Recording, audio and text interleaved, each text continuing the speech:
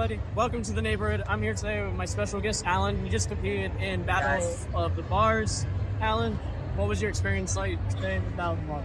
Man, Chris, I'm not gonna lie to you. It was probably the most exciting feeling in the world. I had so much energy surging through my body.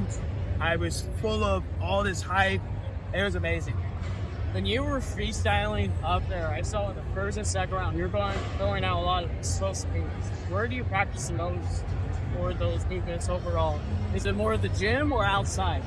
So I like to distribute both of my trainings in both places, just depending on what you're training. A lot of my tricks, a lot of the stuff, the high crazy bar performance, I normally train them outdoors just because, I don't really have a full pit or anywhere else to train them. So I got to look for alternatives. Our alternative is Venice Beach. So Venice Beach has sand, that's kind of soft, but it's like whatever. And then as far as all my other endurance training, I do train in the gym. I lift a lot of weights. I do a lot of HIIT workouts, and I also do a lot of static trainings. That's kind of where it goes. What do you think you learned the most from this battle with Clark overall? What do you think, how you can prepare yourself for the next venture when it comes to calisthenics in your career? I personally believe that I need to work more on my strength. Okay. I feel like Mark compensates a lot more strength than I do, just because he's been doing it longer than I in the battle. But I feel as a person, I need to, train more of my strength training, like handstand push-ups, plunge, front levers, back levers. Because I feel like the freestyle already comes to me natural. So it's just more about implementing more of my static training and just dominating the game throughout that, What weight class were you battling at again? I was battling in the heavyweight division. What was the heaviest you were when you were overall battling in your career?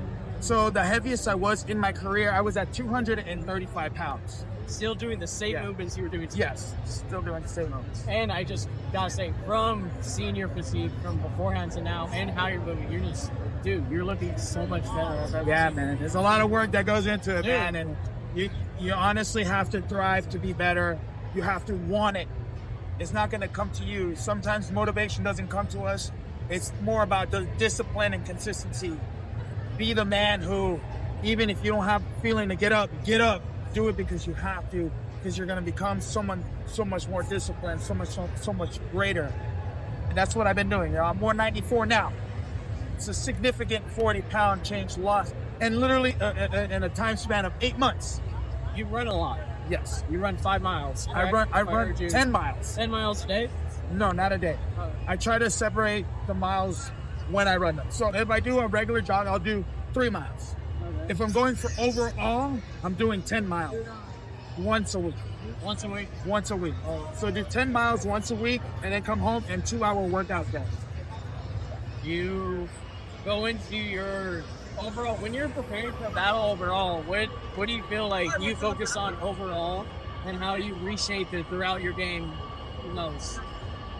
It's difficult for a lot of people to understand what's it like to be an athlete and try to shape yourself into the best shape you can. I feel like I can still thrive for more. Like I can be better. Not just physically, but mentally as well. Yes. How do you keep yourself so sharp overall when you're doing explosive movements, twists, turns, also dismounts, landing on pads? Right. Pads is still somewhat of a danger. How do you stay centered in that both motion? I practice it a lot throughout the time of training a lot of these moves. You're gonna fail in the process. You just gotta keep pushing.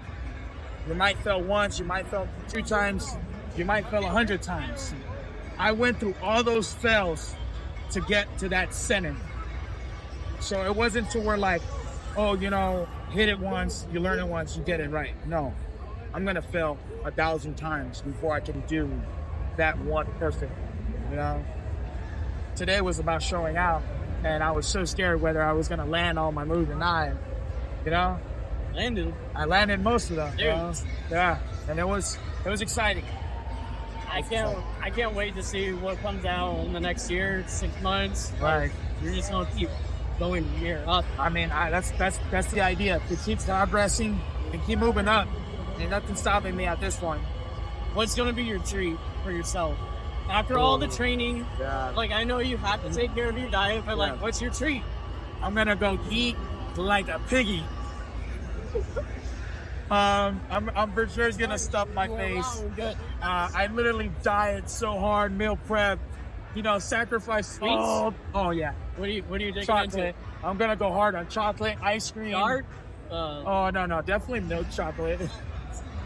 I mean, if I'm going with dark chocolate, it's gotta be that Kit Kat dark chocolate for some reason.